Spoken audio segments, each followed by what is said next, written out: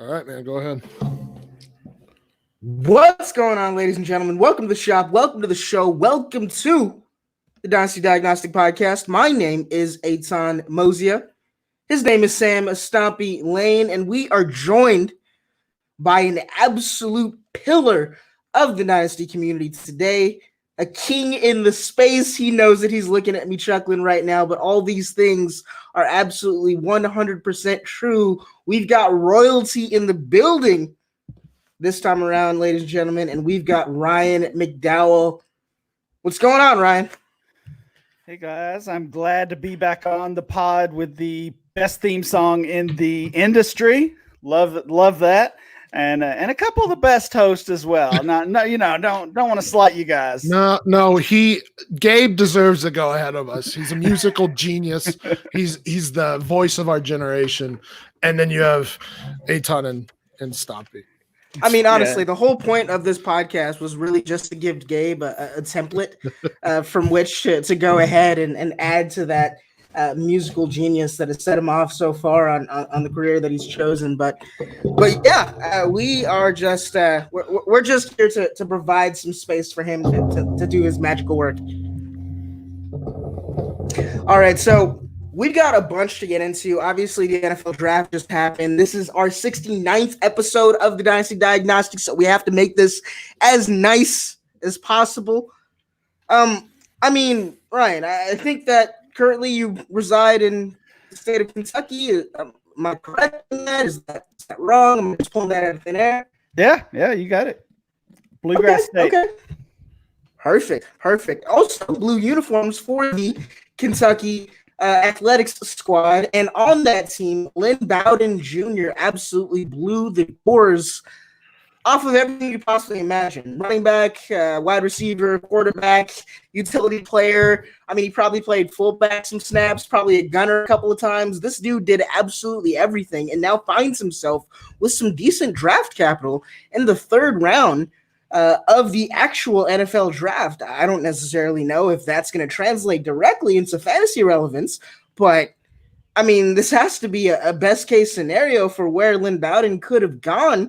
What are expectations for a guy like Lynn Bowden in the Las Vegas Raiders system that already added a couple other wide receivers to pair with him?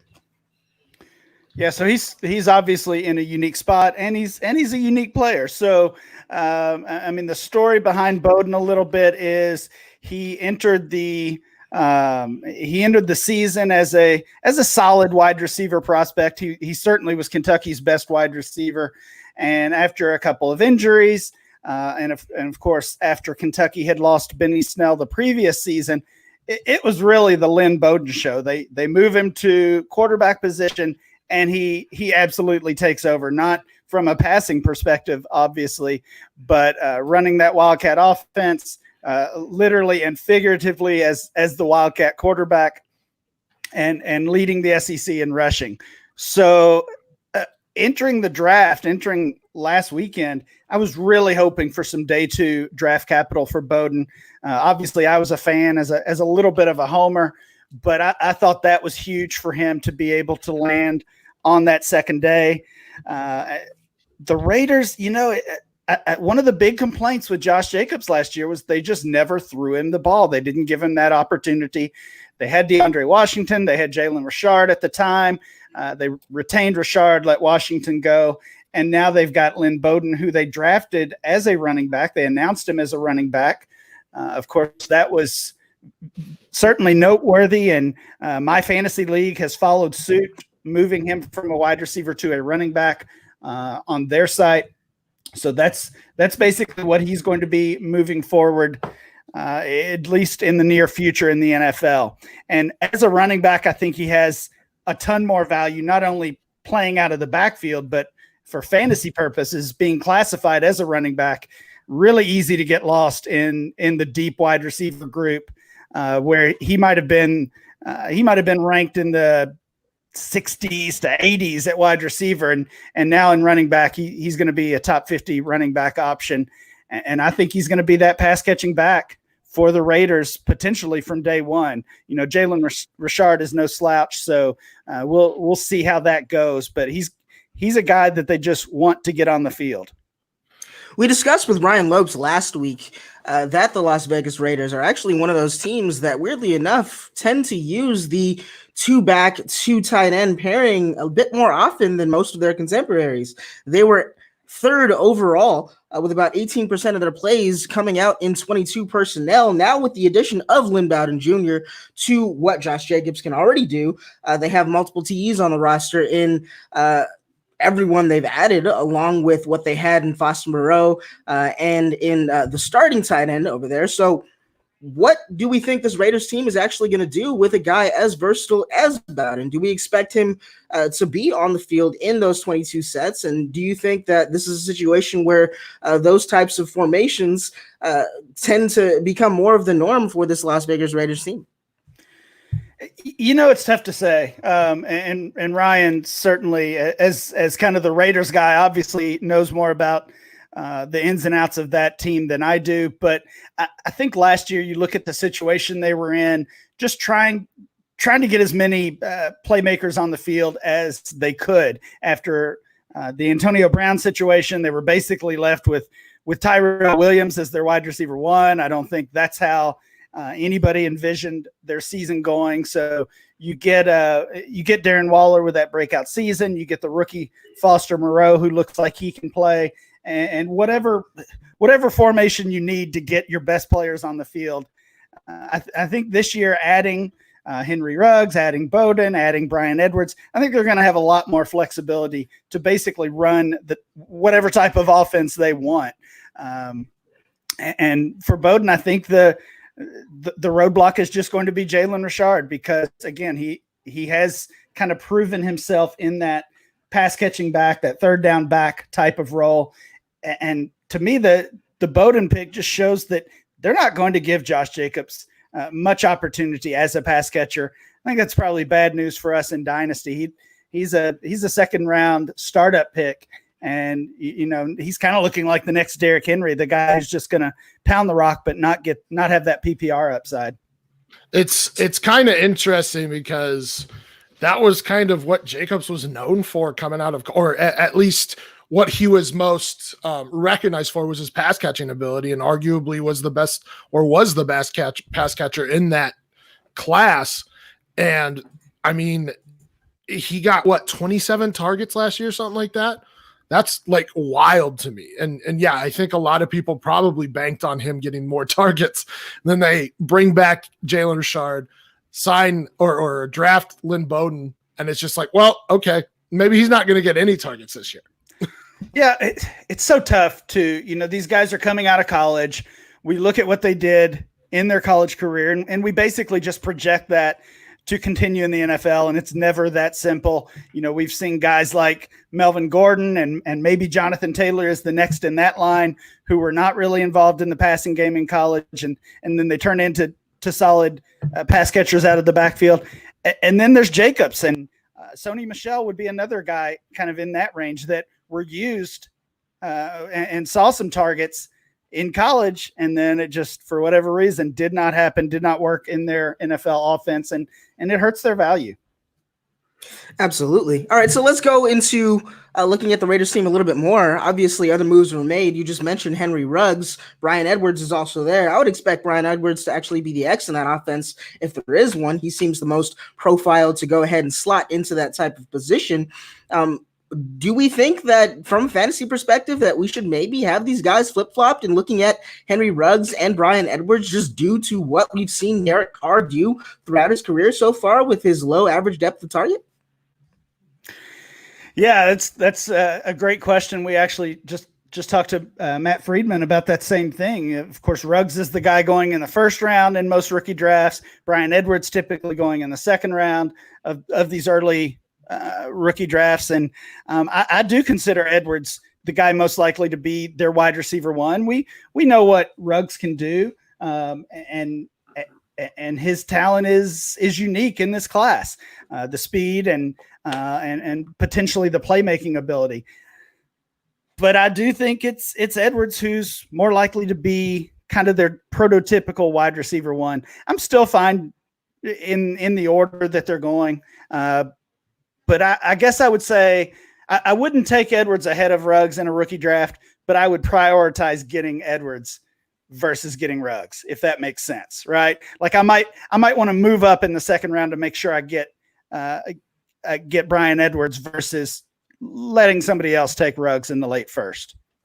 I mean, the other aspect of that is Ruggs and Tyrell. Well, I mean, Ruggs, while better, I mean, they're really kind of the same wide receiver. I mean, Tyrell Williams, even last year with a lower or with a guy who doesn't necessarily throw down the field, was still ranked 16th in yards per reception and 7th in yards per target.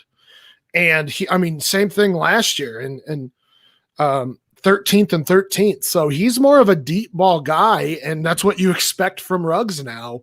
And so Edwards is the unique one there. I mean, you have Ruggs, Tyrell, you have a lot of redundancies there where it's like Ruggs and Tyrell, you have Aguilar and Hunter Renfrow, and then you just have Bryan Edwards there alone as that possession type of guy. So yeah, I mean, I agree. I think Bryan Edwards, probably one of the more underrated wide receivers coming out. We were all kind of head over heels for him 2 years ago. And then all of a sudden, like he's just like kind of a blug guy before the draft. And I think now after the draft, you have to really recognize him. And he's probably going early second right now in terms of rookie drafts. Yeah, I really think it's just a situation where injury just happens to come at the worst time for a guy like Bryan Edwards. Had that not occurred, then I think that we see his stock tremendously uptick in this particular draft. He was just such a unique talent. He had a breakout age at such a young age. He was a 1,000-yard producer, I believe, multiple times in college. So this was a guy that we've seen get it done. It's just been a matter of whether or not he can stay on the field. And I think for that reason, the Las Vegas Raiders got a steal in regards to Bryan Edwards. But we're going to have to move on to the next exciting rookie that we have to talk about here. And it's the guy that I was personally very, very high on. I probably had him as my wide receiver 3 coming into the draft. I think that stock probably stays the same, but I'm a little bit more concerned about his potential landing spot, or that about his actual landing spot, than most are. A lot of people are pegging him for a huge amount of targets, or thinking that he's going to be a very, very productive wide receiver coming into the league in his rookie season. I don't necessarily disagree with the fact that I think he did find himself in a place to be a good fit in long term. But if I'm looking at what this team wants to do and what this team has done thus far and how they actually move their offense, the Minnesota Vikings only had about 29.2 pass attempts per game last season. In fact, in the last 3 games of the season, that 29.2 dropped to 27, which was 30th in the league overall. Adam Thielen, if his health isn't an issue this year, and I understand that can definitely go both ways, but if his health isn't an issue this year, he's going to get a large amount of targets. Irv Smith, you would expect him to have an uptick in targets. Kyle Rudolph, you would expect 40 to 50 targets going to Kyle Rudolph.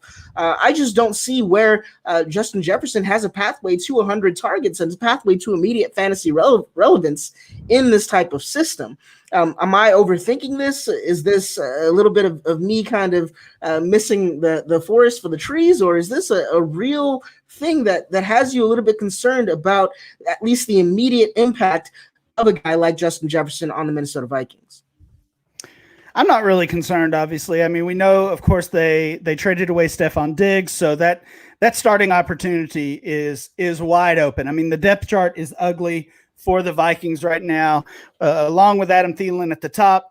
I mean, really the only other player, wide receiver of note is Olabisi Johnson. So, I mean, Justin Jefferson is a starter there right now. He was a starter a week ago when he got drafted, just automatically.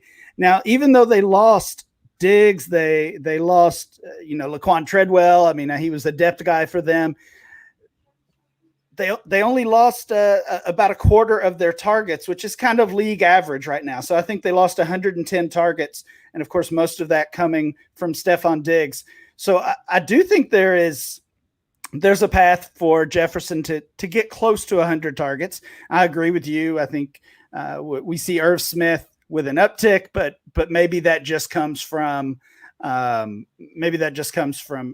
Rudolph there.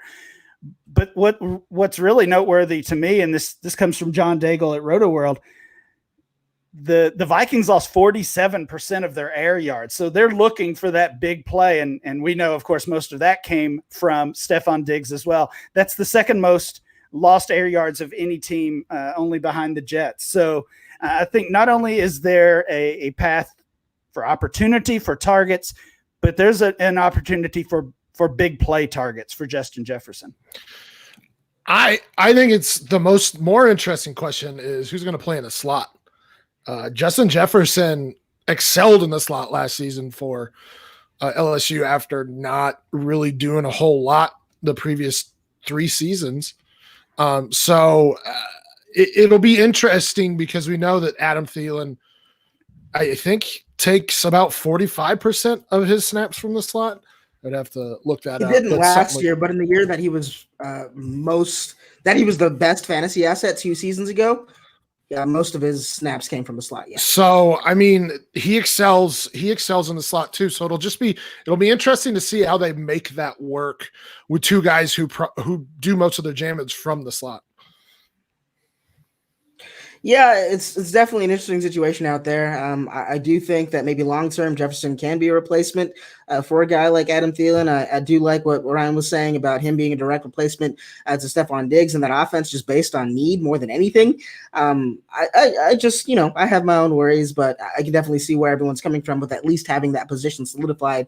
And the most important thing that you want from a dynasty prospect is the ability for them to show their coaches that they, again, the next year don't need to go out and draft somebody to directly replace somebody like them. So at least he's going to get early opportunity to go out and show them that he was a decent draft pick and that they can work on filling other holes potentially in the draft or in free agency going into next season. Now let's move on to another really, really hot rookie question that we have going around a little bit with Bashard Perriman, the only person really to challenge for the wide receiver 1 duties in New York, at least in terms of the Jets. What's the expected range of outcomes for a guy like Denzel Mims? The explosion is obviously there. He wowed at the combine. Before that, I don't know if he was on many people's radars in the same way that he was immediately after the combine. But now he looks to be locked into a true wide receiver 1 role. Now, this is an Adam Gase offense, but this is also an offense that we expect to be down early often in NFL football games. We expect them to have to throw themselves into contention more than once. So do we think that Denzel Mims landed in a spot that maybe solidifies him as somebody that should at least be within a shout of that wide receiver 3, wide receiver 4 status in rookie drafts at this point? Yeah, so Mims is an interesting case. He entered the off season, certainly not off the radar, but I mean, I think he was viewed as a second or third round rookie pick, kind of in that just a guy range, right? And he dominates the Senior Bowl, and people are starting to take notice. And then he backs it up and dominates the combine as well. And now that he's getting first round talk, not only in rookie drafts, but in the NFL draft as well. So the hype has just kind of been slowly building on this guy all season or all off season until last week when he falls to the late second round. Some people thought he would be a late first rounder, and his rookie ADP has actually dropped a little bit based on our mock draft ADP data over at DLF. And part of that is probably the landing spot. I do think there's some concerns about the Jets. Part of that is maybe that lower than expected draft capital. So normally I'm avoiding all Jets. I'm avoiding anybody Adam Gase is going to have any contact with. I just want no part of it. But the situation here, the opportunity, I think, is and mixed with the drop in value, right? Like I don't want to take Mims in the first round, but based on our ADP, I don't have to. He's looking like 2-3, 2-4, and that's a spot, that's a range where I'm more comfortable with him. And you're right. Looking at the Jets offense, Rashad Perriman is a guy they took a shot on. We kind of know what he is. He's that deep threat, that big play waiting to happen. And then Jamison Crowder just just coming there right off the line of scrimmage, out of the slot. He's looking for those short targets. Mims is kind of a combination of both of those guys, and I think he could be better than either one of them. So yeah, I love the opportunity. If he's sitting there 2-3, 2-4, it's a pretty easy player for me to pull the trigger on. So they did sign Josh Doxson as well, I believe. So let's just wide receiver 1, clearly. pump the brake. Okay. I guess Crowder was a guy that Josh Darnold targeted a ton last season. Robbie Anderson as well, and like you said, he's kind of a mix of both of those guys. I mean, I'll say this: his most comparable player on Player Profiler is Chris Godwin. That doesn't get you a little bit excited. I don't know what to tell you. So, I mean, if he could play big slot in an Adam Gase offense, we've seen slot receiver be very effective in Adam Gase offenses, from Landry now to Crowder. If he could play like a big slot, he could be in for a great rookie season. Regardless, we know Sam Darnold is willing to throw deep. Mims is a speed guy. He's got good burst as well.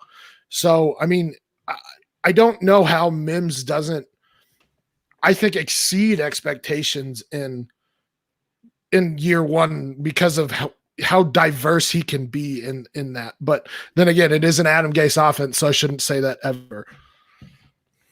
Yeah, Denzel Mims, guys. This is why he's hot. This is the reason. This has to be the reason.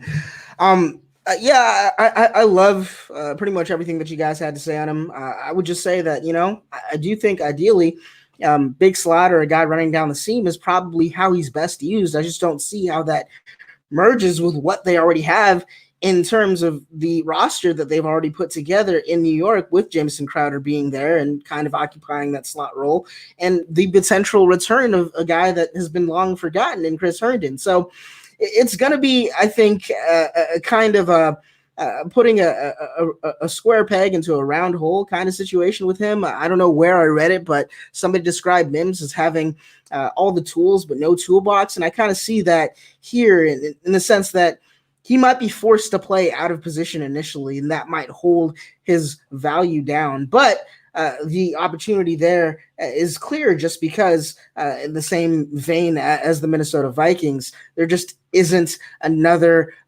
dominant wide receiver or dominant couple of wide receivers to really keep him from seeing a big share of the total targets available. So that's going to be interesting to see.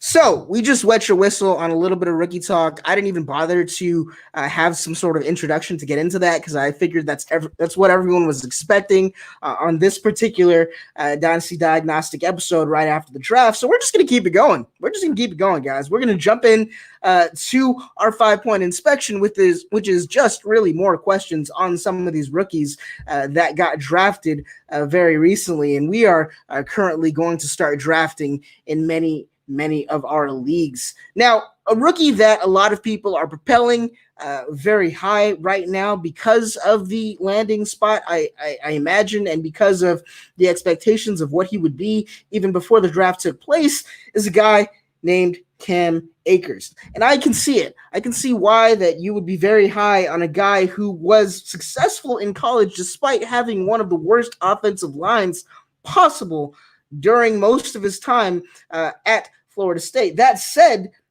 I don't necessarily know if things have changed all that much from him having to battle through an awful offensive line to gain some level of success. 2 years ago, the Los Angeles Rams had 5.49 adjusted line yards per Football Outsiders. That put them at number 1. They were the best offensive line in the league in 2018. In 2019, things changed a little bit. That 5+ adjusted line yards average actually dropped down to 4.27 adjusted line yards, making that only the 19th best run blocking line in the National Football League. Now, I am of the opinion that we could probably say that this Rams team is somewhere between the last 2 seasons in terms of their total offensive line play. Maybe we're going to see them be a top 12 unit, maybe something in that range. Is that enough to really, with the presence of Darrell Henderson, propel Cam Akers to where he's going currently in Dynasty rookie drafts? So, I mean, first of all, I won't pretend to be any kind of offensive line guru, right? Like I'll save that for Brandon Thorne and these other guys, but it has to be a concern. And the real concern for me is that they didn't get any better, right? Like all as fantasy players, as dynasty players, all the talk from the draft, or a lot of the talk from the draft has been, I can't believe the Packers didn't draft a wide receiver. And that's a conversation worth having. But in the same vein, the Rams didn't draft an offensive lineman, and it's unbelievable that they didn't. So not only did they not get better by adding an offensive lineman, they're in salary cap trouble, right? They make these big splash moves, they trade away draft picks, they give long-term contracts to these impact players, and I get all that, but now they don't have a way to fix the trenches. And that's going to hurt Cam Akers. So right now, Cam Akers did get a little bit of a boost based on landing spot, based on draft capital. I mean, most people had him as the 5th running back, and he was the 4th drafted ahead of J.K. Dobbins, the presumed Rams starter. So all of that is helping him. He is he's actually tied for the 5th player being drafted in our rookie ADP, tied with CeeDee Lamb. So some coming off the board in that 5-6 range. I mean, I'm trying to compare their depth charts. I'm pretty sure they have not actually changed in terms of, they haven't changed once with their depth chart. Ranking 31st by PFF. Like Eitan said, they ranked 19th in adjusted line yards.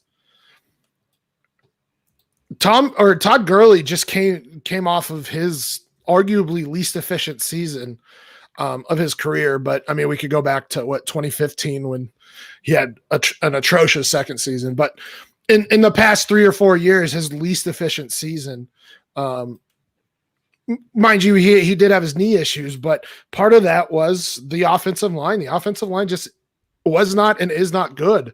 So he could turn into a Lev Bell type where they don't really do well in their first season, and then they make hopefully the team makes the proper adjustments, gets a couple offensive linemen, and he does better in the second season. So he might be a buy low-ish type of guy next at the end of this season, because I don't know what you can really expect from Cam Akers, a rookie behind a bad offensive line this year. Yeah, with the shift to an expected 2 tight end system, does that perhaps in a way paper over some of the cracks that the Rams might have at offensive line in a way that benefits guys like Jared Goff and Cam Akers over the course of the season? I mean, it can't hurt, obviously, but again, kind of like we were talking about with the Raiders, that move to 2 tight end sets that we saw late last season, and I guess we can expect it to continue. That was out of necessity, right? I mean, their receivers were hurt. Kupp was hurt. Cooks was kind of in and out of the lineup with the latest concussion. So they didn't have much choice but to get all these guys on the field, all of their pass catchers. I mean, Gerald Everett and Tyler Higbee are nice. I don't know if I want to count on either one of them to stay in and block too much. I just, again, I'm not an offensive line guy, but those guys are known as pass catching tight ends, not necessarily strong blockers. Absolutely. Certainly more Gerald Everett than anyone. All right, so let's move on to another move that the Rams made that was interesting, though. Van Jefferson brought in to, expectedly anyway, replace some of the production that is going to be lost from going ahead and having Brandon Cooks leave the team in favor of a move to the Texans. Now, I don't necessarily think that those guys play the same position. In fact, what's weird to me is Van Jefferson seems as replacement, or at least somebody in the same mold as a guy they already have on the team in Cooper Kupp. He's an underneath receiver. He is a route runner that, he spent a lot of time in college, and because of that, he had the experience, I believe, enough to go ahead and be more polished as a route runner. Some of the same parallels maybe you can have with a guy like Calvin Ridley. I don't necessarily know how you justify this move with the other issues that you have on your offensive line, with the other holes that you have on your team. But what does this do for the Rams? Does this mean that Cooper Kupp is unlikely to be re-signed, or does this mean that maybe they're just kind of throwing shit at a wall and trying to figure out what sticks? I wish I knew. I don't know. I don't know what it means. I don't think very many people expected Van Jefferson to be a second-round pick, especially to this team. I totally agree with you. They already had Van Jefferson. They already had the old underneath receiver in Cooper Kupp, and one that was very successful. So he's certainly not a Cook's replacement. Matt Kelly talked about it this week on my show on Dynasty Blueprint, that with that second-round pick, they could have had Ezra Cleveland, who was projected to be a potential first-round pick at offensive tackle, and they passed on him. They passed on a lot of players who could have made an immediate impact for Van Jefferson. So, none of that is a slight on Jefferson, who's gaining quite a bit of dynasty value. He moved up about a round in our ADP from pre-draft to post-draft. So I get the idea of fantasy players taking a chance on Jefferson. I don't think it makes a lot of sense for the Rams, though. No, you have Josh Reynolds. You seem to be wanting to go to a 2 tight end set. What is a wide receiver in the draft going to do? If you're looking for depth, go sign somebody. You have other holes. Like you said, offensive line is a huge hole right now. And not only does that affect your running game, but it affects your pass game as well. It's not like Jared Goff is going to be the guy that escapes pressure and stays upright. So there have been a lot of bad moves this offseason. Notably bad moves. We saw multiple in the draft. We saw the Bill O'Brien, DeAndre Hopkins trade. I don't know what's going on in the front office of these guys, where it's like, are you trying to make these risky moves because all of a sudden we're going into an analytics type culture and you have to take risks sometimes, or I don't know what's going on. It was not a good move for the overall benefit of this team. I guess I don't really understand where Van Jefferson fits in at this point. Yeah, maybe if anything, it's just a cap forward thinking move for the Rams and potentially having some leverage over having to re-sign a guy like Cooper Kupp in a year's time. But yeah, I'm with you guys. I just think that this is a redundant move added to a roster that honestly, I think needed a lot more at other places. Ezra Cleveland is a prime example of that. But now let's kind of take a little bit of a walk over to our next question here. Now, as fantasy players, as fantasy gamers, as dynasty owners in particular, we're always running out to best case scenarios with all of these rookies. We're assuming that every rookie that has got drafted is going to be an all-star and is going to start over the incumbent immediately, and that these guys are just going to disappear into dust the moment that these rookies touch an NFL gridiron. Now, sometimes it works that way. It doesn't often work that way. And I think in these couple of situations that we're about to talk about now, maybe they're a little bit different because of the exact moves that these particular teams made, but the incumbents still did provide some value to their teams last season and in the last couple of seasons. Are Damian Williams and Marlon Mack going to completely disappear because of the presence of Jonathan Taylor and Clyde Edwards-Helaire? I do think that maybe a split more in the 60-40 range maybe is a little bit out of place just because of the Indianapolis Colts, number one, going ahead and trading up for Jonathan Taylor, and then the Chiefs making sure they got that 5th-round option in drafting CEH in the late first round. But do we completely expect the roles of both Mac and Damian Williams to be obliterated in those offenses? Do we think that these rookies are here to take over right now? Well, I think if we're expecting these guys to totally disappear, we're kind of getting caught in the same trap that had us trusting guys like Mack and Williams and Ingram in the first place.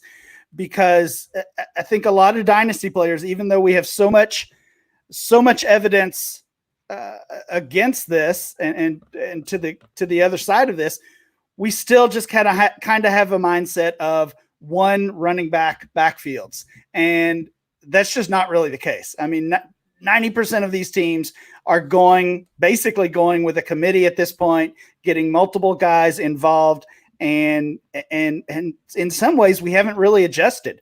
Pre-draft, we look at guys like Marlon Mack and think that they're safe when really that's just not the case. It should be a reminder that outside of your very elite top tier running backs, these guys, their jobs are always on the line. Even Aaron Jones, who had a breakout season last year, the Packers bring in the 2nd-round running back. And now the conversation is already, maybe Aaron Jones is not re-signed. Maybe they just let him walk and give the job to Dylan. So it's a tough spot for dynasty because you've got to have running backs. That's kind of the trend of the past couple of years is the running back position as a whole gaining more value and teams building around those. But then there's so many players, the majority of players that are risky investments. So because of this, again, are maybe going with our better instincts and seeing that this doesn't necessarily need to be a full one-back type of picture with these running backs.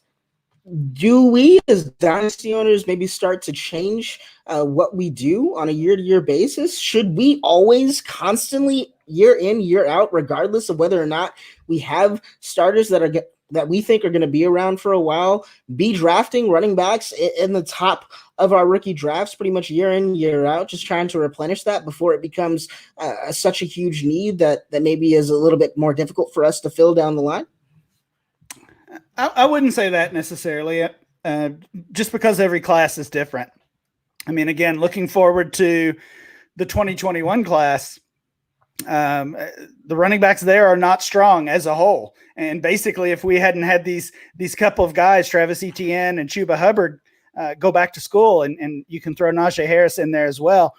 If those guys had been part of this class, the 2021 running back class would be a disaster. So no, I wouldn't say you always have to draft running backs at the top. I know some dynasty players have that mindset. For me, I'm just looking best player available, basically, and the one that fits my team. And this year we have the flexibility to do that because it's so deep at both running back and wide receiver. But what I would say I would be doing is taking shots on guys in the 3rd round of rookie drafts. And there's plenty of options this year to do that. Guys like Anthony McFarland, LaMichael Pirine, DJ Dallas, Darrington Evans, all of those guys landed in spots where they could see playing time in the near future.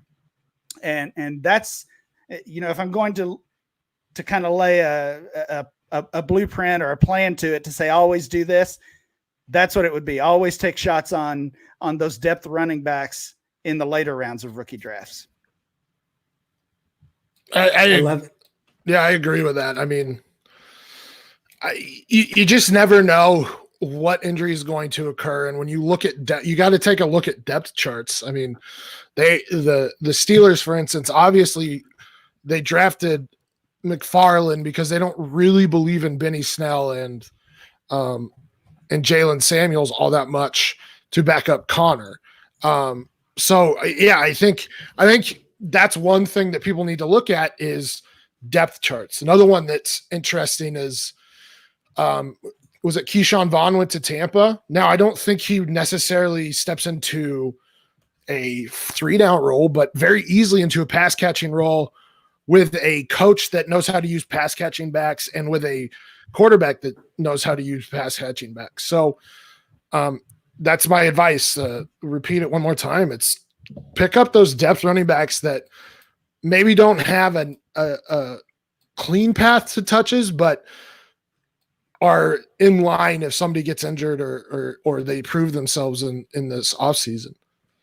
And also hedge your bets. Hedge your bets at the top. I mean, we've talked about these running backs coming in and taking other jobs. The same thing could happen to them in a couple of years. And then right now, as we were saying with the committee backs, there's always going to be competition for touches in their backfields, regardless of kind of what that team does at the draft or really in free agency year to year. So just make sure to at least always have the quantity to be able to get over those unforeseen situations where maybe a guy that you expected to hit early isn't quite doing it, or a job is in danger really, really unexpectedly. So now let's go on to who has the better landing spot, Tua Tagovailoa or Justin Herbert? I mean, I feel like before the draft, looking at these two landing spots, obviously I would want the Los Angeles Chargers as the one of choice because, I mean, Keenan Allen, Hunter Henry, Mike Williams, and then they could have gone anyway in the draft. It didn't turn out that they really wanted to add to that group all that much, but they could have. But when you compare that to what has actually taken place in Miami with Tua Tagovailoa being the pick, and then they went tackle after that. They still have Preston Williams. They still have Mike Gesicki. They still have Devontae Parker with his 6th-year breakout still on the team. That looks like a really, really enticing situation for me as well. I'm a little bit even higher than Tua Tagovailoa than I might have been before the draft because I think he has the better landing spot of the two. And this is not even saying that he was in direct comparison with a guy like Justin Herbert. I'm talking about in comparison with Joe Burrow. But, I mean, looking at, let's say, all three of these quarterbacks right now at the top of the draft class, is there a particular landing spot that gets you most excited for the guy that's going to be taking the snaps under center? So I would say I think all three ended up in really, really good landing spots, really good situations for their games. Both Herbert and Burrow, you look at the depth charts, you look at what they've added this offseason. And in the Chargers case, they franchise tag Hunter Henry. They give Austin Eckler a new contract. Like you said, they didn't really draft anybody. They added Joshua Kelly at running back along with Herbert in the draft. And then in the Bengals case, just that pretty loaded wide receiver group. And then they add T. Higgins to that. So on the surface, really excited about the landing spots for both Burrow and Herbert. But to your case, I think Tua might be the choice here, not necessarily because of the pass catchers or the offensive weapons, but just because of the organization. And at this point, I'm just trusting whatever Miami does over anything that Cincinnati does. And that's an easy choice. And really the same goes for the Chargers. They've loaded up on these offensive playmakers, but they also refuse to pay anybody. They have no fans. They don't really have a place to play. Both the Bengals and the Chargers are just hard teams to trust when it comes to a team management or decision-making standpoint. I'm going to say I don't care what the landing spots were because it was going to be Tua and ahead of Herbert regardless. Mm-hmm. I mean, it's nice that, like Ryan said, the organization is seeming to turn around here. So they get Tua, and then they get two guys to guard Tua. And I'm sure that Andrew Luck and Kyler Murray were crying at home for what could have been or what could be. But yeah, I mean, honestly, I would, Ryan is right. I mean, all three landed in great spots. Burrow's likely going to be the guy right out of the gate. So he's going to be probably the rookie QB1 next season, but I think Tua's ceiling overall is higher than all three of them. Not to say Joe Burrow isn't going to be a good quarterback, but Tua, I think his ceiling is higher than anybody. So in Superflex, I would consider taking Tua 101 actually, because if you're really relying on a rookie quarterback to compete, you're probably not in the best of situations unless like you're that one like QB3 away. But really, if you're relying on a rookie quarterback to compete, you're probably not doing so hot. So drafting Tua in a super flex, you could end up having a superstar by year 2.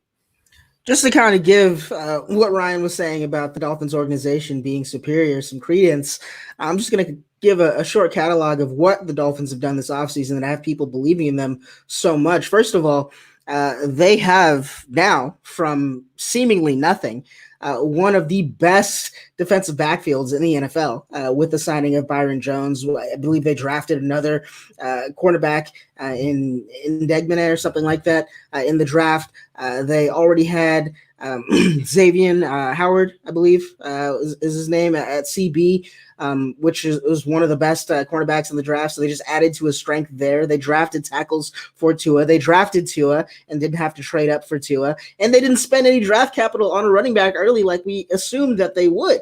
They're content with going into the season with Jordan Howard and with Matt Breida. I think all of these moves just show you the type of quality running the top of that organization. This is an outfit that has a long-term mindset, and that is something that you don't often see in the NFL. What you often find is general managers get themselves into situations where they need to win. They need to win in 1 or 2 seasons, so they make a lot of short-term decisions, or a lot of decisions that are going to benefit them greatly in the short term, but then damage them long-term, whether that be via cap or other things. The Miami Dolphins have fallen in none of these traps whatsoever, and I think that's why it's so easy to believe in where that team is going long term. I think the Buffalo Bills are another organization of the last couple of years that have kind of changed the perception of what that team was in the NFL, and I think they're kind of an example for what Miami might be able to turn themselves into in very, very short order, from being one of the worst teams in the league for the last few seasons. So now let's get into Jalen Reagor. Jalen Reagor is a guy that I think has to have at least seen his stock improve a little bit in the draft. Maybe not all that much. I know you guys have a superstar working at DLF and Ray GQ that put Jalen Reagor's name on the map. But I mean, he landed in Philadelphia. Philadelphia has maybe 3 games of Deshaun Jackson this season, maybe 4 games of Alshon Jeffrey this season, and then tight ends to compete with Jalen Reagor for targets. I don't see anybody else in that offense that is going to really put any type of damper on the amount of targets that Jalen Reagor could receive. That is also a team that is amongst league leaders in total pass attempts. They like to throw the football. So I just think that he's in line to receive a massive amount of targets. If you are a team that needs wide receiver 2 production this season, is there even a conversation that you would have taking Jalen Reagor over Jerry Jeudy, over CeeDee Lamb this season, just with the amount of targets that he probably has incoming? I get the conversation for sure. He's my wide receiver 3 in this class, and that did change. He flip-flopped with Justin Jefferson, who we spoke about earlier. So the landing spot for me and the draft capital, honestly, did impact his ranking. I was a little concerned he would be one of these guys that would slide. I thought he might be the guy in this class that fantasy players liked and the NFL didn't like. And of course that was not the case. I'm glad of that. But you look at the Eagles last year and we know it just all fell apart for them. Djax got hurt. Alshon got hurt. Aguilar got hurt. I mean, they were relying on a converted quarterback at the end of the season with the playoffs on the line, basically. Alshon Jeffrey led that team with led the wide receiver group with 73 targets last year. Aguilar 69, Greg Ward 40. Aguilar, we know, has already gone to the Raiders. You said maybe we can get a handful of games from Alshon. I don't think he even makes the team. I think they end up just cutting him. So I don't think he's an issue at all. I've heard some people say that Jalen Reagor's just a deep threat, that he's just a speed guy. And yes, he is known for his speed, but he's already shown he can be the wide receiver one for a team. And I know that was a college program, obviously, but he's already been the guy who saw a ton of targets, saw the majority of the targets for his team. And I think he's going to do it again in Philadelphia, even though they added several wide receivers over the draft weekend, including a trade for Marquise Goodwin with the Niners. I think Reagor is already that team's wide receiver one, and really his competition for targets comes from the tight ends, comes from Ertz and Goddard. That was going to be my next question was, okay, so which tight end are we not investing in this season? Yeah, I still want both of them. I think they were both tight end ones this year. I wouldn't be surprised if that changed.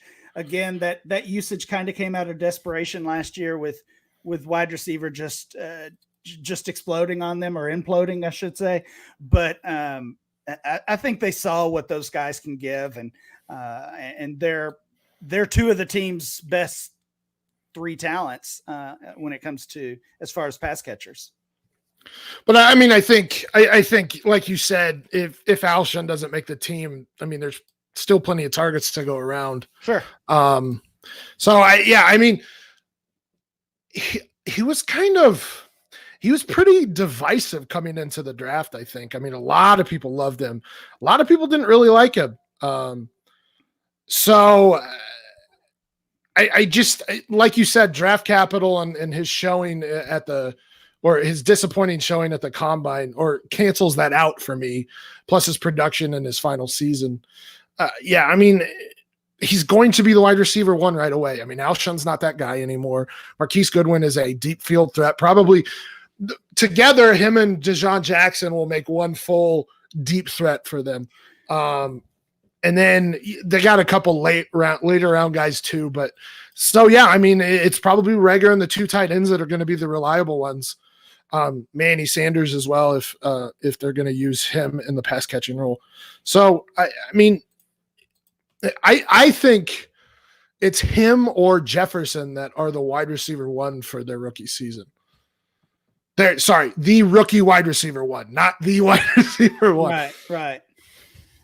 Yeah, I get that. And it's just funny to see that team that's kind of been a story for years. Basically, Carson Wentz's entire career, that they're trying to find him a speed guy, a deep threat. They had Alshon. They had these kind of underneath possession type guys. They tried to trade for Robbie Anderson like every year, basically. That never happened. They get Djax back. He gets hurt. Like, everything they did just didn't work out for one reason or another. And they went into this draft like set to make sure that never happens again, right? They've got a 4x1 team now they've Reagor, one of the fastest receivers in this rookie class. Now, honestly, probably one of the fastest receivers in the league already. They trade for Goodwin, who I'm pretty sure was an actual Olympian. Yes, sprinter, he was. I think. Yeah. And a long jumper. Yeah. Right. So, and then they took a couple other guys late. Hightower was one who had a pretty decent 40 time. I mean, they've built a track team, and they are not going. They're never going to lack for speed again, at least not for the next few years. And they even have a Taysom Hill replacement, apparently.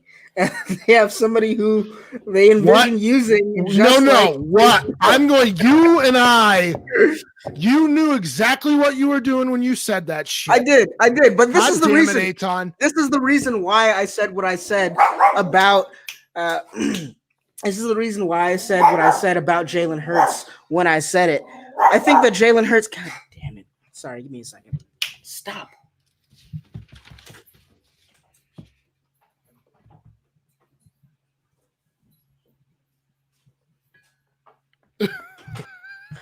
Okay, sorry. My girlfriend was just taking the dogs away. This is why I said what I said about Jalen Hurts when I said it.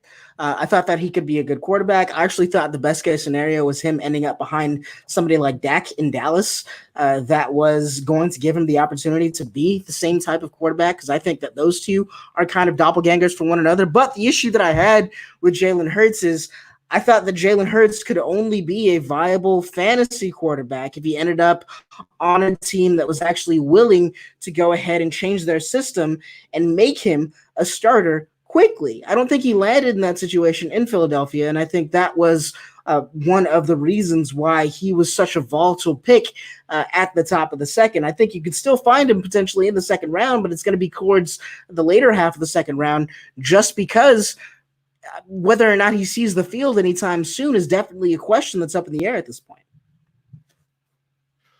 I'm still very upset by that pick. I blame Frank Reich.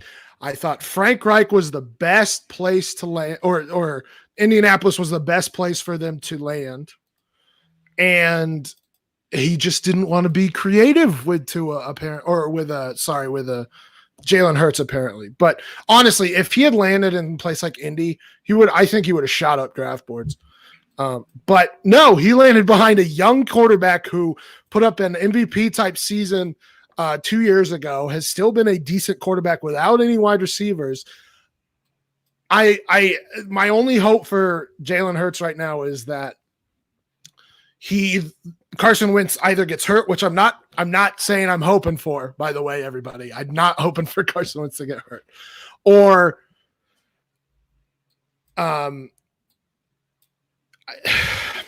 that's probably it. Yeah, actually. Or they don't sign him after 2021. Because sign Carson Wentz after 2021 again. So maybe they see him as a 2-year project, which I'm fine with. But I hate it so much. I'm crying on the inside. Yeah, it was a curious pick for sure. It felt like a luxury pick, but that team didn't have the luxury to make that pick. So, yeah, I mean, I know a lot of people are questioning the fit, the draft capital. I don't have any issue with the draft capital. I thought he would go in the second round. I wouldn't have been surprised if he went in the first round, honestly. So, I don't question that. I just question the fit, and I'm not a huge Jalen Hurts fan overall, but I would have liked to see him land in a different offense. I don't think he's the next Taysom Hill. I mean, I think the Saints drafted the Taysom Hill replacement in the 7th round in Tommy Stevens. They traded back up into the draft. They were out of draft picks. They had been for multiple rounds, and they get Tommy Stevens, and he's the next Taysom Hill to me, if there is one in this class. Yeah, I mean, if the New Orleans Saints had made the Jalen Hurts pick, then I think it would be something different entirely, because then at least you can see a pathway to relevance for a guy like that. Even if that's not necessarily the team that's built for a mobile quarterback, I think Sean Payton's creative enough to have done something with that in a year's time if that was where they decided to go. But yeah, he just seems buried right now in a situation that's not going to allow him to showcase his talents, which was always the question with Taysom Hill, or with keep saying Taysom Hill, with Jalen Hurts. I'm going to slap the shit out of you if I ever meet you in person. Hey, don't be mad just because you were wrong. I'm sorry. I wasn't wrong. They made a, like Ryan said, they made a curious and what felt like a luxury pick. Like it was like, oh, well, we're pretty good everywhere else. We need a backup quarterback who could step in and be successful right away. And Jalen Hurts was the guy. But like I said, they didn't have any luxury picks. There's still a lot of holes on that team. So, right. Unfortunately, it doesn't matter what we think. It doesn't matter what the draft nicks think about what the pick. All that matters is what the GMs of the teams that we're actually drafting thought. And this is the situation we now find ourselves in. But now we can go on to what's going to be our last question of the 5-point inspection. I have more here, but we're going to save these for a future week. Every year every year there's this one ghost offense that nobody gives a crap about. Nobody thinks about going into the next season that just has tons and tons and tons of value to mine. A couple seasons ago, that was Los Angeles Rams. Last season, at least for a little while, DJ Chark would make me think that the Jacksonville Jaguars, for at least a moment, were that offense with a bunch of value to be mined that people didn't really think about because people were downplaying Leonard Fournette as well as DJ Chark last year. You saw how that turned out. What is the ghost offense this season that is just going to rise up from absolutely nowhere to be a very, very fantasy relevant landing spot for not even just some of these rookies, but also some of the veterans on their rosters that maybe people are just discounting at the current moment? I'm going to take kind of the layup answer here. I think it's the Denver Broncos. I mean, this is a team who was 28th in scoring last year. It was good. We had fun. I had fun last year watching the Broncos.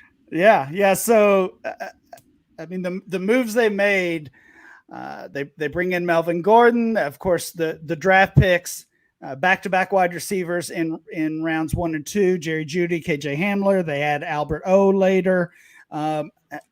Looking at their fantasy production last year, overall, it was pretty ugly, right? Quarterback 34. They kind of split the quarterback role between Joe Flacco and Drew Lock and I don't know, Stompy, whoever. Brandon Allen. Ugh. God damn it.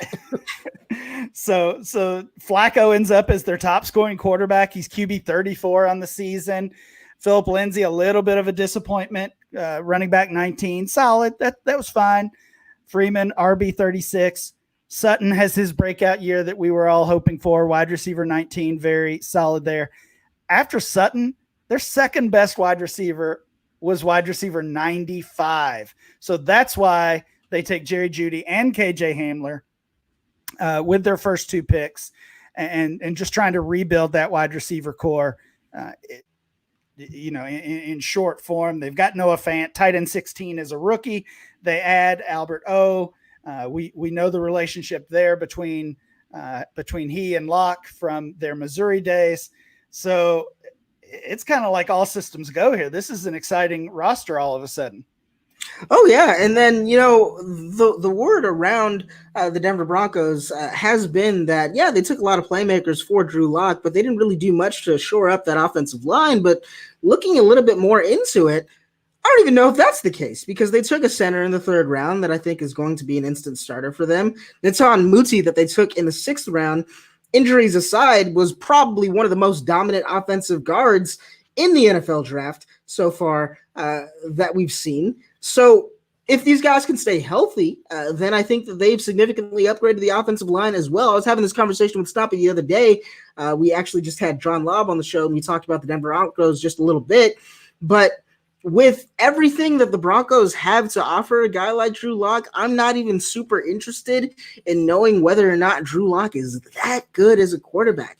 I just think if he's mobile, if he can create any time for these guys to get open, then he's just going to have easy throws all day that any college quarterback should be able to complete with the weapons that are available in Albert Ogbegbunom, in Noah Fant, in KJ Hamler, in Jerry Jeudy, and in Cortland Sutton, that it's just going to be a relatively easy time for him. So I think for that reason, you have to be excited about Drew Lock in this offense, and I wouldn't absolutely be against signing a guy like Cam Newton to back him up just in case things go south injury-wise to see if he can just keep the good times rolling if something like that happens this season. But yeah, I can see for the first time in a long time a pretty easy 10-win team coming to Denver. Stompy, do you agree with that?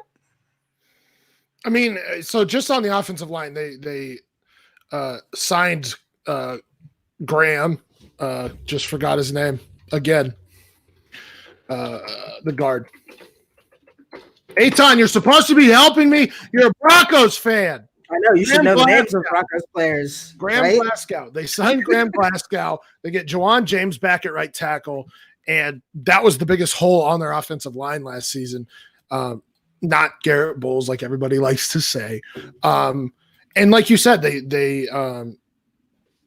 drafted a center, and I think they were ranked 12th by PFF. They were 11th in adjusted line yards they're going to be better this year, and they have better weapons. So yeah, I mean, I called Drew Lock as my breakout quarterback this season, the guy I'm touting before the draft, and then the draft happened, and I was like, oh man, I'm a little excited.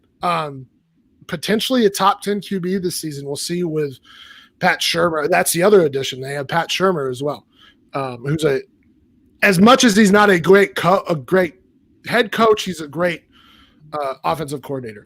Regardless, I love where this team's going. I got my hopes way too high right now, so I need to stop talking. With KJ Hamler and Henry Ruggs drafted in the same division, is everybody just trying to chase the next Tyreek Hill? Probably. I mean, I think you have to match what the Kansas City Chiefs have done on offense. Like, they proved it last season. You don't need to have a great defense to win the Super Bowl. You need to have a mediocre defense. I don't necessarily agree with that philosophy, but they did it. Now, so basically what that means is you have to build an offense that can keep up in terms of points. So now you get Cortland Sutton, you get Jerry Jeudy, and now you have KJ Hamler, who can serve as that Tyreek Hill type role and can be in the slot as well. You also sign Melvin Gordon and have Phillip Lindsay. So I think the Broncos are retooled enough to compete with Kansas City. I'm not saying they're going to win the AFC West. I'm just saying that they will compete with Kansas City for the AFC West. Yeah, it'll be exciting times in Denver. I'm certainly looking forward to that. It's been a long time since we've had an offense that we can actually write home about, and I think this might be the 1 year that we get that since the Peyton Manning about a year before he retired year. So now let's go ahead and get into the most important part of every single episode. We're going to plug in the analyzer and get to this week's Dynasty Diagnostic. And our episode 69 nice roster was submitted by Josh Ecklicker. I don't know. I think it's Ellicker. Anyway, you can find him at Josh Ecklicker. We appreciate your support. We're just going to call you E-Licker, Josh E-Licker. Just like Albert Ogwegmunam, everybody calls him Albert O. I'm just going to call you Josh E from now on, so I hope that's okay. But you can find him on Twitter at Josh Ecklicker. Please be sure to give a follow. And if you want to be part of next week's show, go ahead and follow the podcast at Dino Diagnostic. Smash that subscribe button and leave us a review on iTunes. We would very much appreciate it. So let's get into the roster. It is an 18-team point per reception start. 1 quarterback, 2 running backs, 2 wide receivers, 1 tight end, and 2 flex roster. And at quarterback, we have Josh Allen, Kyle Allen, Andy Dalton, and Gardner the Shoe Minshew. I think we're fine at quarterback here, fellas. I think Josh Allen is in line to be a top 8 quarterback this year. I think it could even potentially be a top 5 quarterback with the way that Brandon is positioning the guys and Josh Allen's rushing ability. That's not going to happen anytime. What do you guys think about this quarterback room? We're going to start with the person who I know doesn't hate Josh Allen. I don't hate Josh Allen. Hey, stop it. Top 5 QB. This, I mean, for an 18-team league, this is a pretty strong roster. You've got a let's call him a top 10 quarterback, top 10 dynasty quarterback in Josh Allen. You've got Gardner Minshew, who's a solid backup in this league format. And then you just hope Andy Dalton lands somewhere. But yeah, in this large of a league, it's hard to complain with this quarterback group. All right, Snappy. Listen, go talk about your heretical ways. In terms of fantasy football, Josh Allen is great. I'm not saying he's going to be a top 5 guy. Top 8, I was fine with. You got into the top 5, and I was like, can't do it. Nope, can't support that. Regardless, I have drafted him plenty of times because I still think he's pretty underrated in terms of dynasty quarterbacks. So I've gotten him as my QB1 in a few leagues this offseason. Nothing else to add here. Gardner Minshew is going to be a fine bye-week fill and might be a spot starter here or there. And Josh Allen, like Eitan said, top 8 quarterback potential, but really he's a top 10. He's bound to finish in the top 10 if he stays healthy. All right, guys, at running back, we have some winners And we have some losers in this running back group. Tevin Coleman would have to qualify for me as a winner just because of the divergence from the team, from Matt Breida. He is now a Miami Dolphin. He's kind of solidified himself as the number 2 behind Raheem Mostert in that backfield for now, until we see another signing made. There is still a certain guy out of Atlanta that's still waiting out there that hasn't quite been signed yet, so we can see what happens there. But for the time, it looks like Tevin Coleman is the definite running back 2 on that team. Miles Sanders looks entrenched as the definite running back 1. Now, word from Philadelphia is that they are still looking for a veteran back to pair with him. So I don't necessarily know if that's going to be the split that most people would want to assume that Miles Sanders is going to get, just based on the history of that coaching staff and how they like to use a committee. But he would have to be a definite winner as well. But I said there were some losers too, and those losers are definitely Kerryon Johnson, now paired with DeAndre Swift in a backfield on a team that doesn't seem to know what it's doing. And then you have Marlon Mack. We just talked about whether or not he's even dead. I don't think he is. I think he still has some value this year, but it's going to be hard-pressed to get carries in front of a guy that the Indianapolis Colts actually traded up to draft in Jonathan Taylor. So what does this running back group mean to you? Are you absolutely afraid of what this could become? Or is this at least a solid platform, maybe to add 1 or 2 more guys to make it a little bit more palatable for you, Ryan?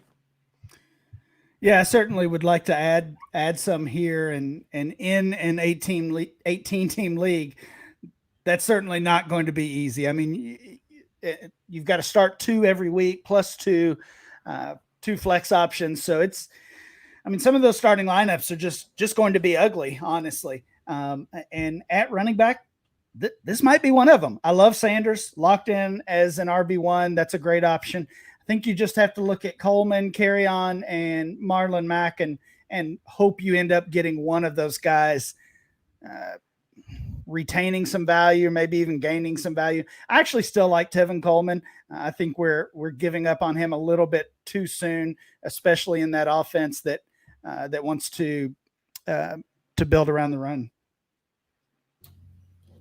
This before the draft, this looked like a very good RB room.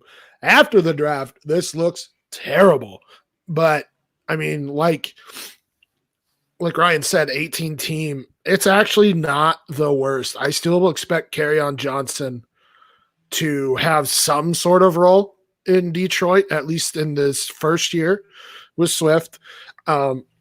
Ryan makes a good point that Marlon Mack probably still has a role with a rookie quarterback. I mean, Jonathan Taylor is going to be the RB1 there, but I still expect Marlon Mack to be able to take some carries, so it's not the worst. Miles Sanders probably takes a step forward. They already have the handcuff to him there in Boston Scott, so don't need to worry about that. Plus, Boston Scott's going to get some touch. You can go look for in an 18 team. Boston Scott and Justin Jackson. Go look for those 2 in an 18 team. So the depth is not great, but I don't know how much better you're going to get in an 18 team league. So honestly, I actually, when you actually take the context into consideration, it's not the worst running back room, but I'm not comfortable with it, I suppose. All right, so for wide receivers, we got the GOAT, Corey Davis, followed by another one that should be well regarded by all Dynasty owners, and N'Keal Harry. DeAndre Hopkins is on the squad. Christian Kirk, who's going to be playing on the same team, is on the same Dynasty team as well. DJ Moore, he is within a shout of being this year's Chris Godwin, this year's top 5 wide receiver.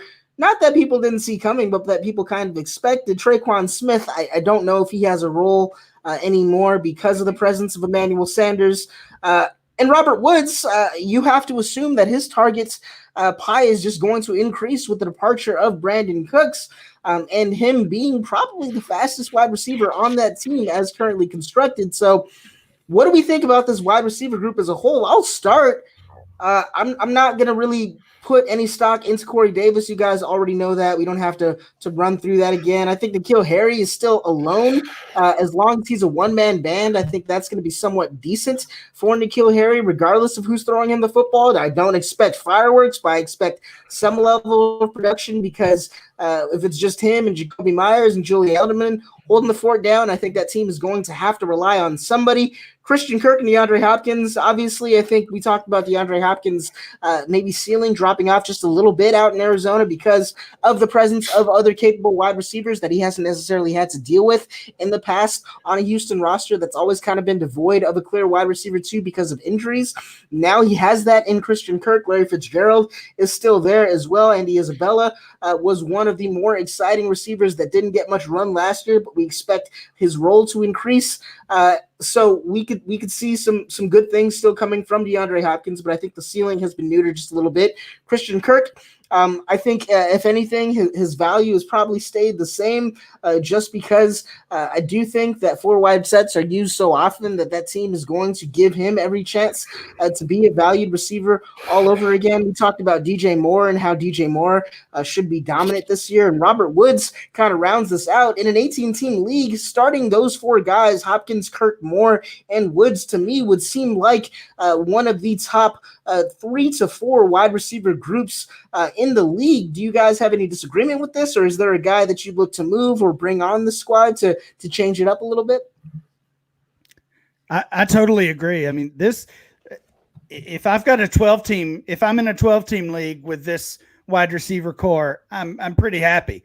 Hopkins, DJ Moore, Robert Woods, a solid, very solid starting 3 every week. N'Keal Harry and Christian Kirk as kind of your upside guys there. I do think I would consider moving one of those potentially for a running back because this looks like a team that should compete at the very least, compete for a playoff spot and maybe be a strong contender. Christian Kirk would be the guy I would shop and see what kind of running back help you could get for that.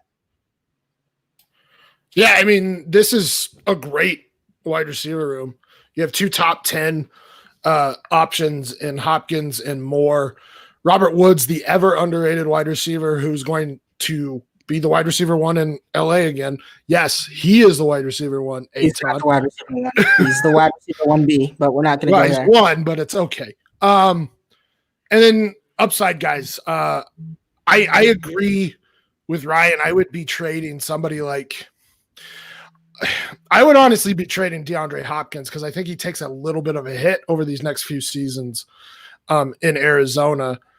I still think he's a top 10 wide receiver, but I think his value is still pretty high after that trade. So if you could get maybe not an elite tier running back, but kind of one of those second or third level running backs and maybe a lesser wide receiver, I would feel pretty good about that because you get more help at running back and you don't lose too much at wide receiver. We're not going to go over the IDP side of things, but there's also some stuff you can trade on the IDP side, I think, specifically at linebacker that I think like KJ Wright, you could probably trade to help get wide receiver depending on how heavy that scoring is. It doesn't look overtly heavy, but looks rather important for your league. So we won't go over those guys, but I would definitely think about that as well. Yeah, there's just a lot to like in this wide receiver room. It's just kind of one of those situations where we can see that there's been a clear focus on that team to make that a strength of this team. And I think that you very much accomplished that. So kudos, man. Let's go to tight ends. Evan Ingram, the presumptive tight end 4, tight end 5, potentially even tight end 3, if health permits. Health has been the issue with him, but every time he's been on the field, he's been an absolute difference maker. So Evan Ingram is definitely a good way to start this tight end group, followed by Dallas Goedert. We just talked about the lack of weapons in Philadelphia. If Alshon Jeffrey is indeed not a member of the team going into the presumptive 2020 season, because we still don't know what coronavirus will do, but if that is the case, then Dallas Goedert is just going to be in line for even more targets than he received last year. And as Ryan just stated earlier, both him and Zach Ertz were top 10 or top 12 options at the position last year. So I think we can expect the same. Foster Moreau, the incoming Jason Witten, paired with Darren Waller, probably put a damper on what he could potentially be this season. But I mean, that's not a bad depth option. I would think that at tight end, you're pretty stocked as well. I think the only real issue of worry here on this squad is running back. So in all these positions, in wide receiver and in tight end, I think that you have enough ammo if you want to go ahead and trade an offensive piece and not worry about the IDPs. You have enough ammo to go out and get a running back at this point. So let's instead talk about that. If there's a running back that you have to add to this team, who is that guy that you think fits the archetype of what this team particularly needs at the running back position? Yeah, I mean, for me, when I'm acquiring running backs in Dynasty League, I'm either drafting them in rookie drafts or I'm trading for cheap veterans, honestly. I mean, I'm not going to be the one to pay up for Barkley or really any top 5, top 10 running back. Just not the way I play. So, I mean, if this is my team, I'm looking at Melvin Gordon. I'm looking at Todd Gurley as guys who have they've lost value over the past couple of years due to age, due to injuries, but both in new situations. Neither saw a running back drafted by their team last week, so I think their role is safe, at least for the next year, for 2020, and that's kind of the play I would make. You and I are wildly different. I'm one of those guys that believes in getting running backs early in startups. You're right. I likely won't trade for most veterans. But like guys like, I think Kenyon Drake is relatively undervalued. Phillip Lindsay's a guy that you can grab that is still going to get work, but he's going way late. I mean, on DLF ADP before the signing of Melvin Gordon, Phillip Lindsay was going as RB31. 2 Pro Bowls, the dude's going as RB31. So I still think he's got some he's got some value. He will get some touches next season. Another guy, Raheem Mostert, is a guy that would be a good guy to trade for, because I don't think anybody's really thinking about that he's the starter even at his age. He proved to be the starter last season. I would have said Damian Williams before the draft, but even now, like, I still think he's going to get decent amount of touches this next season. So yeah, I mean, that's the way I would be going. Honestly, I would look at trading one of Ingram or Goddard. I think Ingram to get an upper tier starter, because there you have 2 second-round picks, which I think you can trade one of them to get a lower tier tight end. Hey, Todd, you want to tell him which tight end I'm talking about? If we talk about Jack Doyle it's going to be Jack Doyle, baby. One more time. Like, I will end this episode. No, you won't. You love Jack Doyle. But like guys like that who you don't necessarily need the starting type or those top 12 types, but you get a guy who can fill in here and there, and I think you look pretty good. Jonnu Smith, Ian Thomas still, Jared Cook, Blake Jarwin, they're all going pretty late. So if that's the route I'm going to go, I'm going to trade somebody like Ingram to get a running back, help me get a better running back, and then I'll use one of my seconds to get a tight end. Yeah, Blake Jarwin and Tyler Higbee are the guys that I'm looking at tight end. I just think that you're going to get some value there. Anything that Snoppy says about Jack Doyle from here on out, I want you guys to just completely ignore. 80-plus targets this season, bet. 80-plus targets. But we have now come to the part of the episode that is the most important part of the episode. We are a service center, after all.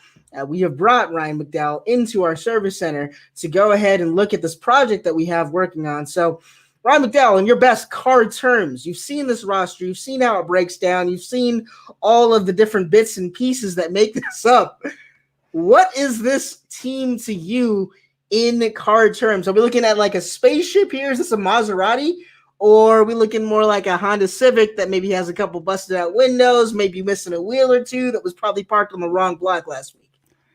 Oh man, I forgot about this, guys. I forgot how embarrassed I am at my lack of manliness, my lack of car knowledge. We embarrass ourselves weekly, every week, literally every week with this. We've been doing this for over a year. I still don't know anything about cars. I just make it up. You put the blinker fluid in, and then you're on your way. Yeah, I should have faked it. I should have faked it there. Okay, so it's I don't think we're quite at Maserati status here, but I think we definitely have something to work with. We're one piece away. What is that, Stompy? What's one piece away look like? Like, what car is that? Or like your alternator's going out, so you're starting to notice your lights are dimming a little bit. Okay. And you're like, okay, well, I don't want this to die on the road. Let's just go get an alternator and I'll be good. Okay, that sounds good. That's it. I'm going to go a little bit more dystopian because of the time we live in. Because this is an 18-team league and it's such a grueling process to find guys.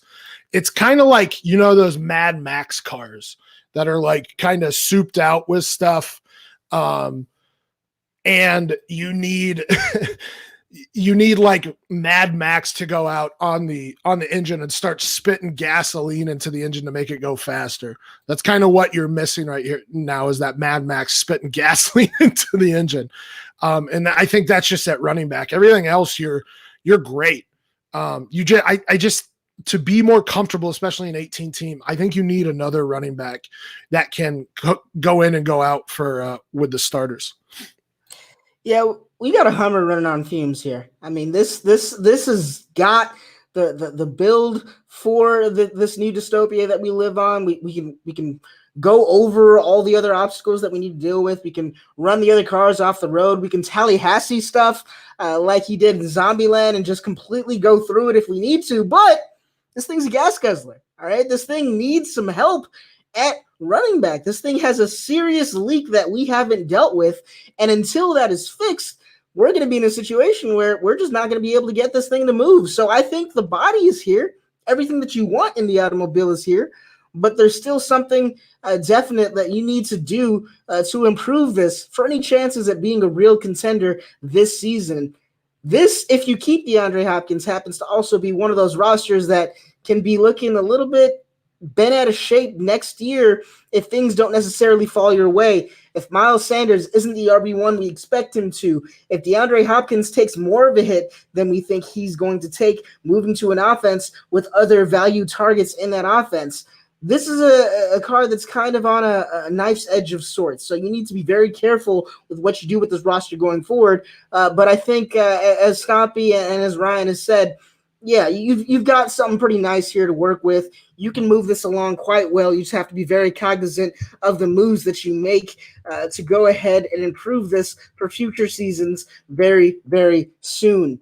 But that is going to be where we come to our conclusion this time round. Before we return the keys, Ryan, like I said, he's an absolute beast in the industry. He's a GOAT in the industry. He's the co-owner of DLF. I don't even know if this is something new at this point. This is something that's kind of been established for a while. Ryan, do you have anything to let the good people know about? Yeah, we're just continuing to churn out content, mostly rookie content right now over at Dynasty League Football, not only on the website, but also on our YouTube channel. That is something fairly new. I've got a new show over there with Dan Myler talking ADP. So we'll be talking about rookie ADP, startup ADP, all of that. Yeah, just check out DLF. Perfect. You can also be made sure to go ahead and find Ryan on Twitter at RyanMC23. You can find myself at Aton Alive. You can find Sam at FF Stompy. And Sam, do you have anything to say quickly before we go ahead and round this thing out? Go check out our Patreon. Search Dino Diagnostic on Patreon or patreon.com/Dino Diagnostic. Help us out. We put a decent amount of work in here. It's not our job, so it'd be helpful if we had a little bit of money for our time and effort and equipment. Also go to, oh, sorry, I should finish that. You get access to a chat. You can get a t-shirt, among other things. So go check that out at Patreon, and then go to, and I just forgot the name, storeenvy.com and search for FF Pod shirts. What are you going to say to me? It's literally written on the show. I'm not reading your script, Aton. You can't control me, Aton. Storeenvy.com, search FF Pod shirts, get shirts from us, from Trade Addicts, from Superflex Show, from a bunch of other ones. There's a few other podcasts in there. Support us, but also 10% goes to Fantasy Cares. So not only are you supporting this podcast and others, you are also supporting a great charity. And that is going to be the end of our show today. Thank you so much, all you people out there, for making it to the Dynasty Diagnostic Service Center today. We are essential. We will keep working through this time. I hope everybody out there is having a decent time. We are not essential. We're not essential. We are sitting in our houses. We're still working. We're still working, oh Sam. God, so, I mean, it. hey, by definition. Stop it. You know who's essential? Ryan McDowell, the teacher, is far more essential than you or I. I will not disagree with that. But love, thanks, support goes out to all those workers that are still holding it down during this time. That includes healthcare workers, that includes sanitation workers, that includes everybody out there that is still doing something positive for their communities. My girlfriend is actually doing a lot of virtual teaching sessions. I can imagine that a lot of teachers are doing the same thing right now.